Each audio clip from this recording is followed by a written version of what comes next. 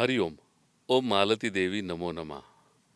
कल्पवृक्षाच्या छायेखाली साधकांचा आत्मसंवाद या कार्यक्रमामध्ये पुन्हा एकदा आपलं सहर्ष स्वागत. महाराष्ट्रातील मिरज येथे होऊन गेलेल्या एक मोठ्या संत व योगिनी परमपूज्य सद्गुरू मालती देवी यांच्या जीवनचरित्राबद्दल आपण जाणून घेत आहोत त्यांच्याच काही साधकांकडून.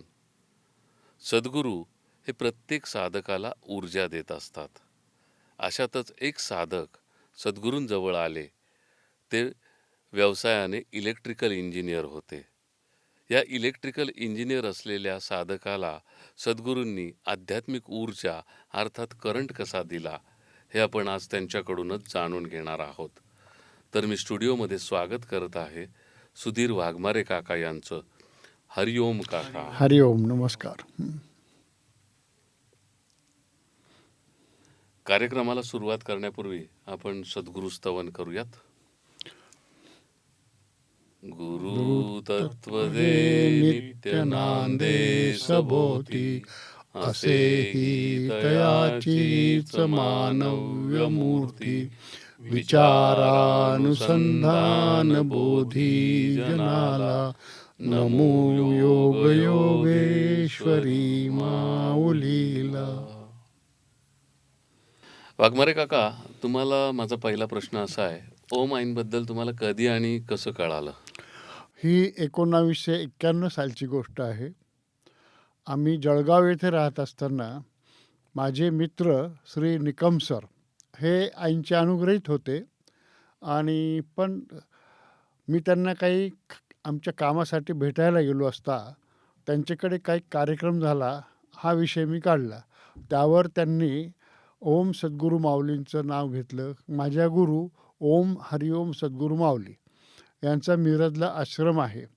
मालती आई बाळ त्यांचं नाव सांगितलं आणि शिवानंद स्वामींचा फोटो वरती भिंतीवर टांगलेला होता. तर त्या फोटोकडे त्यांनी अंगुली निदर्शन करून ते त्यांचे गुरु आहेत आणि ऋषिकेशला असतात अशी मला माहिती दिली. आणि बोलता बोलता मला एकदम ते म्हणाले, तुम्हाला सद्गुरू माऊलींचं दर्शन हवं असेल तर उद्या सकाळी 8 वाजता माझ्याकडे या. मी म्हटलं हो, मला चालेल. त्याप्रमाणे मी सकाळी 8 वाजता त्यांच्याकडे गेलो. तिथून आम्ही जळगावच्या अजिंठा रोडवर असलेल्या रेमंड कॉलनीमध्ये श्री हेमंतदादा बाळ यांच्याकडे गेलो. हेमंतदादा बाळ हे आईंचे चिरंजीव. आई त्यांच्याकडे होत्या, थांबलेल्या होत्या. त्याप्रमाणे आम्ही गेलो.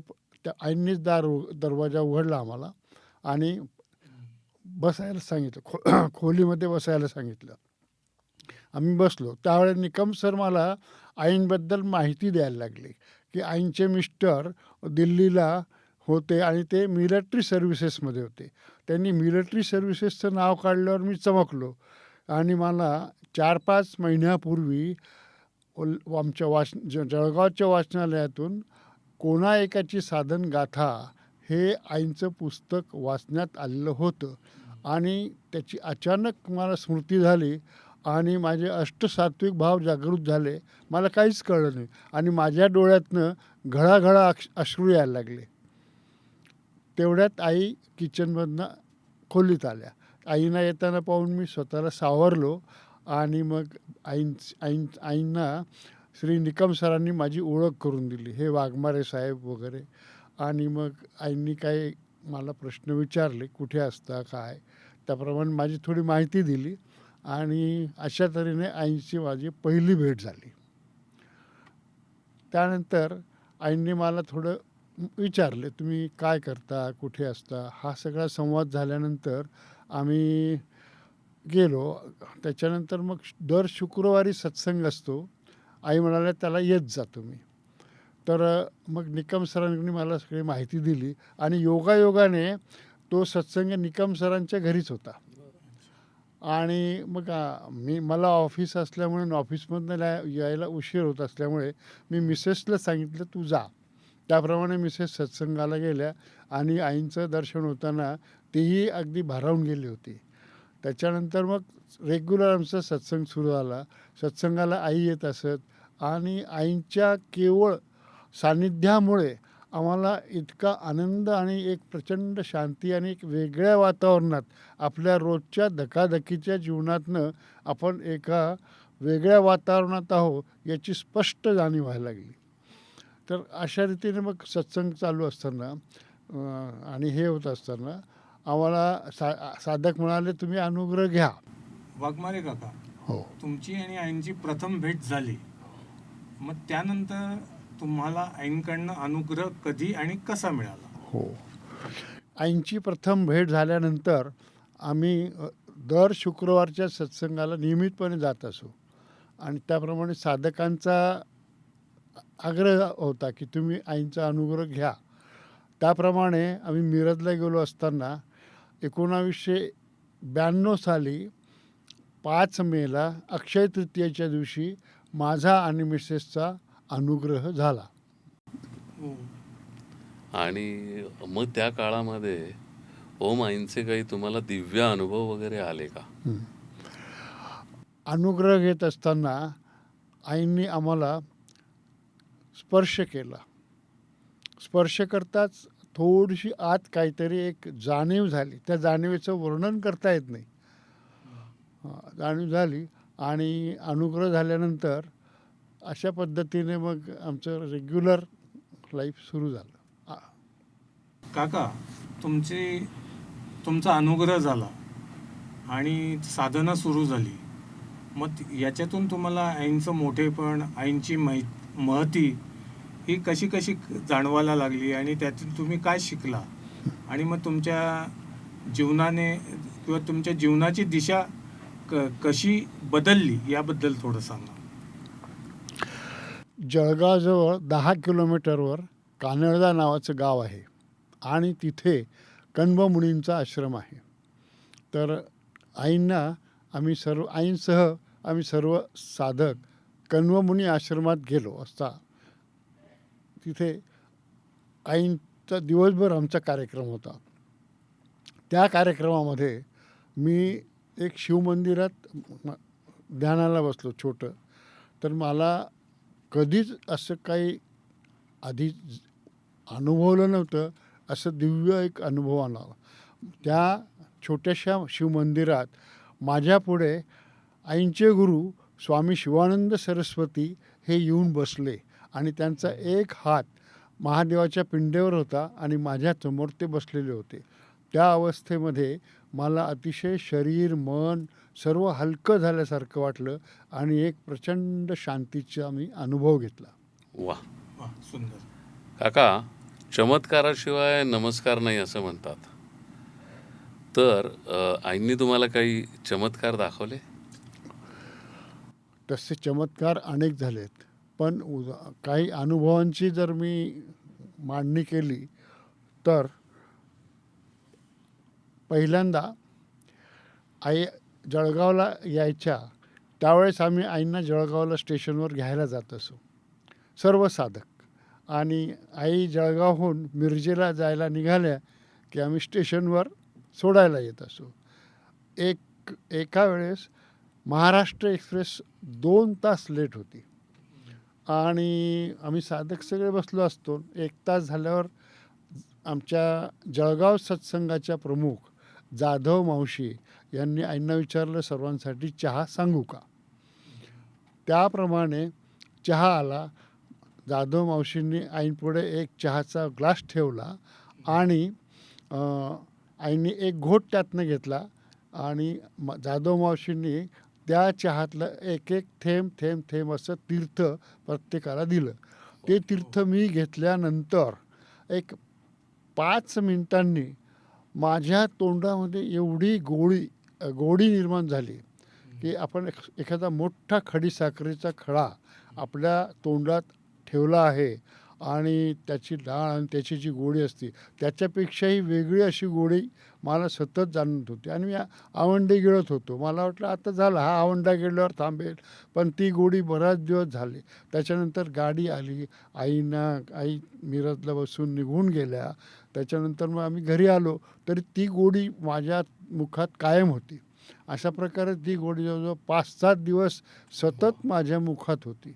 हा एक दिव्य अनुभव मला आला आणि याचा अर्थ मी असं समजतो की आईंनी अमृताची गोडी मला थोडीशी त्याची झलक दाखवली. मी आत्ता तेच म्हणणार होतो, की हा खरं तर एक अमृत अनुभवच आहे, की जो आईने तुम्हाला अगदी सुरुवातीच्या काळात आईने तुम्हाला तो अमृत अनुभव दिला. काका यापुढे आईंचा सहवास तुम्हाला जळगाव असो किंवा मिरज असो इथे लाभायला लागला आणि मग त्याच्यातनं तुम्हाला सेवेची संधी मिळाली असेल, तर त्या सेवा कशा प्रकारच्या होत्या, त्या सेवेतनं तुम्हाला काय शिकायला मिळालं किंवा आईंनी काय त्या दरम्यान तुम्हाला सांगितलं, संदेश दिला, थोडं त्याविषयी आम्हाला हो. सांगा तुम्ही. खरं म्हणजे मी स्वतःला फार भाग्यवान समजतो.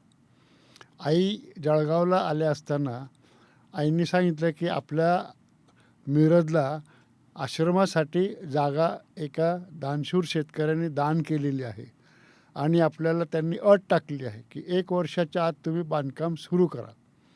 त्याप्रमाणे आईंनी मग फंड्स वगैरेच्या बाबतीत काय सूचना करायच्या ते केल्या आणि आईंनी बोलता असं म्हटलं की आश्रमाचं काम तर सुरू होतं आहे, पण आपल्याकडे मिरजला मनुष्यबळ फार कमी आहे.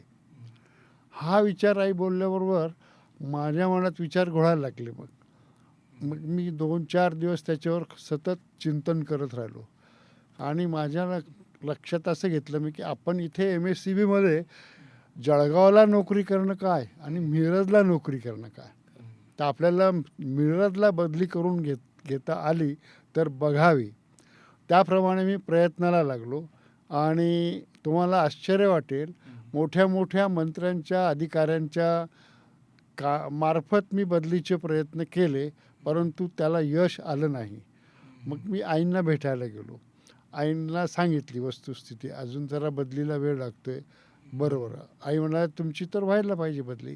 त्याप्रमाणे मग मी परत आल्यानंतर आमच्या जनरल सेक्रेटरी आणि सर्व लोक अमरावतीला सेंट्रल वर्किंग कमिटीच्या मीटिंगला जाणार होते. त्या मीटिंगला मीही जाणार होतो आणि जळगावला मी त्यांना जॉईन झालो.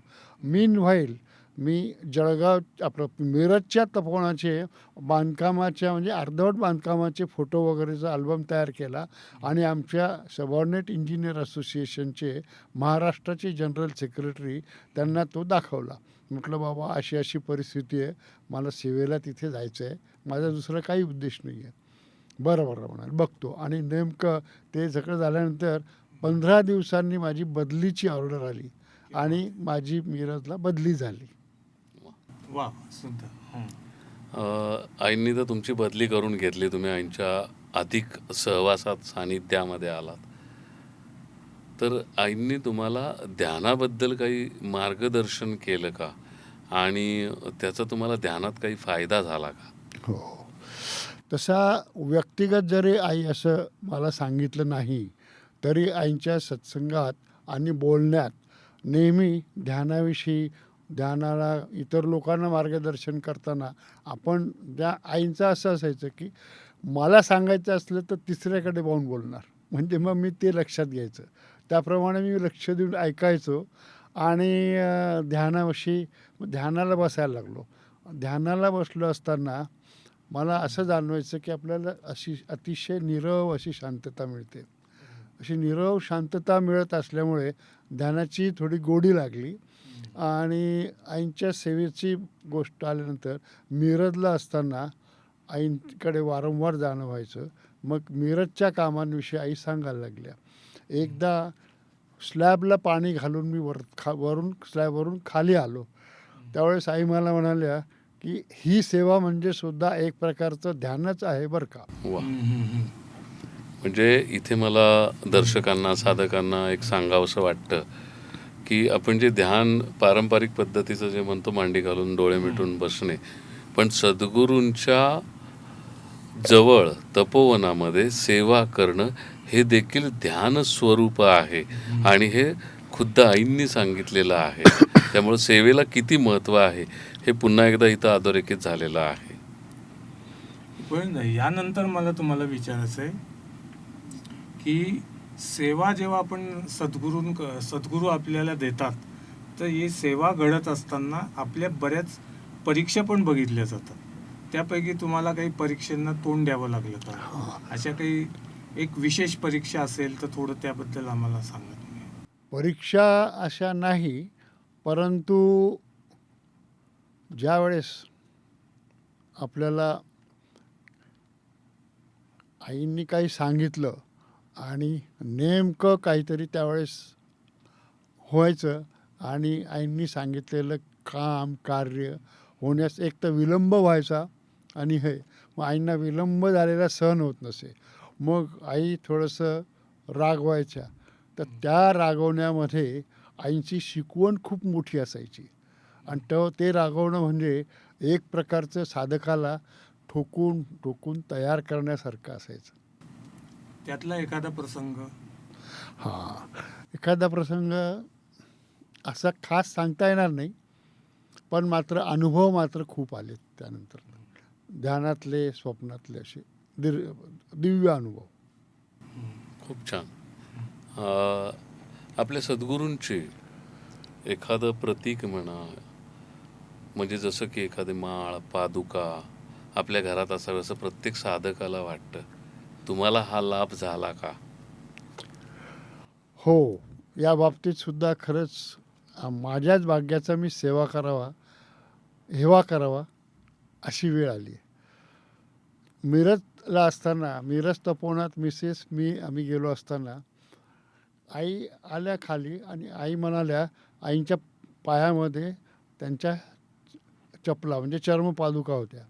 आई माझ्या मिसेसला म्हणाल्या, अगं संजीवनी, मला कोणाला तरी द्यायच्या आहेत की ज्याची योग्य ठिकाणी पूजा वगैरे व्हावी. आमच्या भाग्याने मिसेसला बुद्धी झाली. आई म्हणाली, मलाच द्या ना. मग आईंनी त्या चर्मपादुका मिसेसच्या खोळामध्ये टाकल्या आणि एक दिव्य असा ठेवा आमच्या घरी आईंच्या अत्यंत कृपेमुळे तो आम्हाला मिळाला, अशी माझी भावना आहे.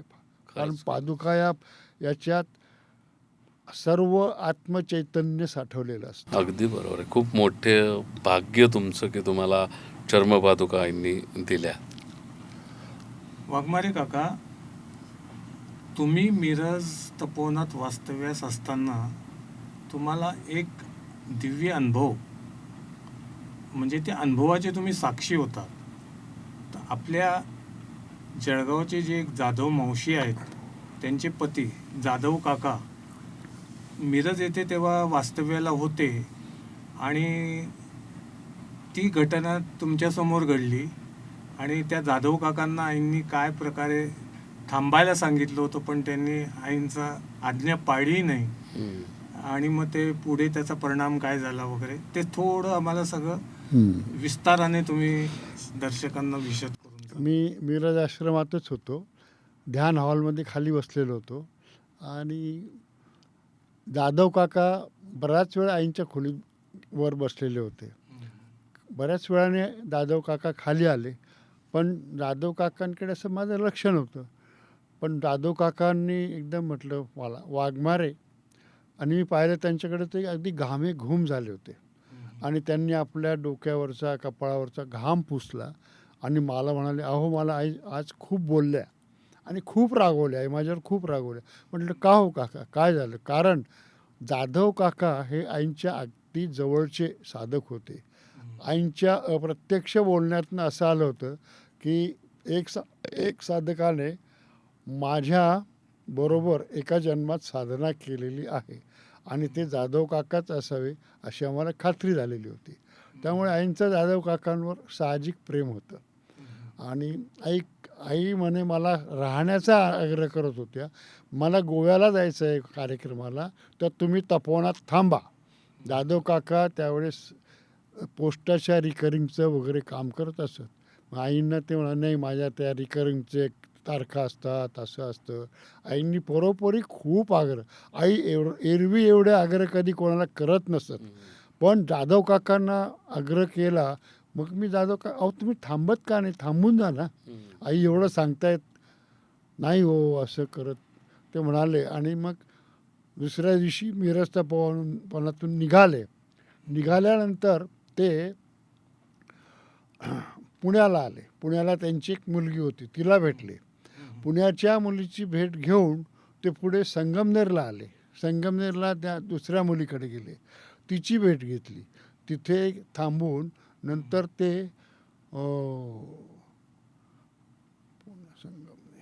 नाशिकला आले. नाशिकला त्यांची एक मुलगी होती. नाशिकची भेट घेऊन ते रात्री घरी जळगावला पोहोचले आणि पहाटे 4-5 वाजता दादांचं निधन झालं. अरे बापरे. देह सोडला त्यांनी. त्यांनी देह सोडला. बापरे. तर गुरूंचा शब्द, गुरूंचं वाक्य, गुरूंचा उद्देश किती महत्त्वाचा असतो आणि साधकांनी गुरूंची आज्ञा अगदी पडत्या फळासारखी कशी पाळायची असते त्याचं एक जिवंत उदाहरण आहे ते. पण याविषयी आईंनी तुम्हाला काही सांगितलं होतं? तेच त्यानंतर बरेच थोडासा दिवस गेले, 1-2-3 महिने, कारण एकदम काही मला विचारता येत नव्हतं किंवा बोलता येत नव्हतं. अचानक आईंच्या खोलीत असताना आई पण चांगल्या मूडमध्ये होते. म्हटलं, आई, त्यावेळेस जाधव काकांनी जर ऐकलं असतं आणि ते जर थांबले असते तर मग काय झालं असतं? अरे, त्यांना पुढची 12 वर्ष आयुष्य मिळालं असतं आणि त्यांची साधना व्यवस्थित झाली असती. बापरे. खरंच हा म्हणजे फार मोठा अनुभव आहे. मोठा अनुभव आहे. म्हणजे सद्गुरूंचं आज्ञा पालन, एक छोट्या गोष्टी देखील किती महत्त्वाच्या असतात आणि शब्द नाही ते सगळं बोलायला. हरिओम सद्गुरू. खरंच. वाघमारे काका, आता मला तुम्हाला एक प्रश्न विचारायचा आहे की तुम्ही मिरज तपोवनात होता, आई एकदम माईकवर काहीतरी बोलत होत्या, त्यावेळेला काय घडलं? हो, आईंचं बोलणं झाल्यानंतर मी माईकवर काही सूचना किंवा काही असं कार्यासाठी, आपल्या कामासाठी उभं होतो आणि सेवेचा विषय निघाला आणि मी सांगितलं की या तपोवनाच्या स्वच्छतागृहांच्या सेवा जरी मला मिळाली तरी मी ती आनंदाने करेल आणि मी ती, मला भाग्यवान समजेल ती सेवा मिळाली तरी, असा मी उल्लेख केला. आणि आईंनी माझ्याकडे मिश्किलपणे पाहिलं आणि आईंनी त्याला एक प्रकारे दुजेराच दिला, पुष्टी केली एक प्रकारे. तर आता मला तुम्हाला एक प्रश्न विचारायचा आहे की आईंनी तुम्हाला साडी दिली होती, तर तो काय प्रसंग होता? आपल्या सद्गुरू माऊली नेहमी साधकांच्या हिताचाच विचार करत असत. याचं एक उत्तम उदाहरण म्हणजे आईंनी स्वतःची वापरलेली साडी प्रसादाची म्हणून माझ्या मिसेसला दिली आणि दुसरी एक साडी पांढरी आणि त्याच्यावर उभ्या रेषा असलेली ती आणली आणि आईंनी मिसेसला सांगितलं की या साडीचे तू 2 भाग कर. एक भाग सुधीरला म्हणजे मला दे आणि दुसरा भाग सतीश भावसारांना दे आणि ध्यानाच्या वेळेस तिचा उपयोग किंवा ती पांघरून किंवा जवळ ठेवून त्यांनी ध्यान जप वगैरे करायचा आहे, असं आईंनी सांगितलं. आम्हाला अतिशय अप्रूप वाटलं आणि तो आईंचा एक सर्वात मोठा ठेवा, फार म्हणजे ज्याला आपण अनमोल ठेवा असता म्हणून आम्ही त्याला जपून ठेवलेला आहे आणि आम्ही तो उपयोगात आणत असतो. खरंच आम्ही भाग्यवान आहोत आणि सद्गुरू माऊली किती दयाळू आहेत, साधकाच्या हितार्थ किती त्या सजग आणि जागृत असतात, याचं हे एक अतिशय उत्तम उदाहरण आहे. वा. आई बोला. वाघमारे काका, आज तुमचा जन्मदिवस आहे आणि मग त्या निमित्ताने आज योगायोग म्हणायचा की तुम्ही स्टुडिओमध्ये आलाय आणि आईंसंबंधीच मग तुम्ही संवाद साधताय आमच्याशी. हा किती, हे जेव्हा योगायोग घडून आला तर याविषयी तुम्हाला काय वाटलं? तुमचा फोन आला आणि तुम्ही 18 तारीख सांगितल्यावर पहिल्यांदा माझ्या लक्षात आलं की अरे, ही तर आईंचीच योजना आहे आणि ही केवढी मोठी कृपा आहे आपल्यावर आईंची आणि हा आईंचा आपल्या वाढदिवसाला मिळालेला एक मोठा आशीर्वाद आणि गिफ्ट आहे. म्हणजे मी पुन्हा एकदा म्हणेल की याही बाबतीत तुम्ही आज भाग्यवान ठरलेला आहात. तर वाघमारे काका, तुमचे काही, तुम्ही मगाशी म्हटलात की काही दिव्य अनुभव मला आलेत आईंचे, तर त्यातला एखादा अनुभव तुम्ही सांगू शकाल का? हो, 1992 सालची गोष्ट आहे. आश्रमात राहणारे नेहमीचे साधक बाहेरगावी गेले असताना एक तिथे आपल्या बांधकामाचं सामान, सळया, सिमेंट, खडी, विटा वगैरे होत्या आणि मी ऑफिसमधून आल्यावर मला विचार आला म्हणत की आता आपण रात्री तपोवनात झोपायला जाणं गरजेचं आहे. त्याप्रमाणे मी निघालो तर माझा मोठा मुलगाही मागे लागला. त्यालाही म्हटलं चल. आम्ही दोघं आलो आश्रमात आणि मुक्कामी होतो.